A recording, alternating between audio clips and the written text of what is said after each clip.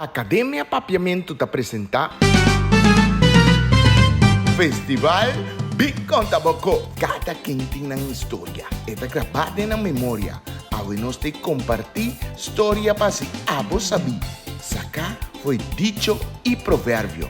Bien entende, bien escucha, bien enseña, bien como vizinha. Por de 0 até 90, nós também contava cuenta. Dia 16 de setembro.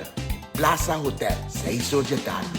Entrada grátis. Nós te guardamos. Festival Bim Conta Bocó. Mi nombre es Rocío Chávez Mesa, mitad de Perú. Me tengo 23 años, vivo aquí en Aboneiro. Mitad de Freud School, pero aquí en Aboneiro me tengo el honor de trabajar cerca de gente grande.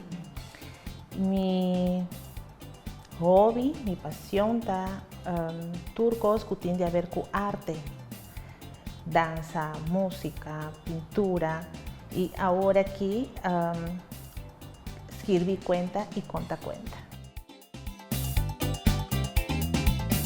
Proverbio que me usa de mi historia da trajadam guarda agua. Edificación de dicho aquí para nos enseñar o futuro, ¿no? Nos tem que trabalhar, estar responsável para o nosso futuro.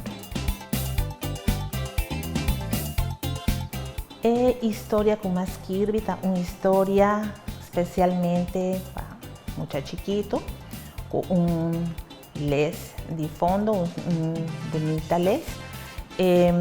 Esta vai oferecer flamingo que está hopi, pero hopi flojo.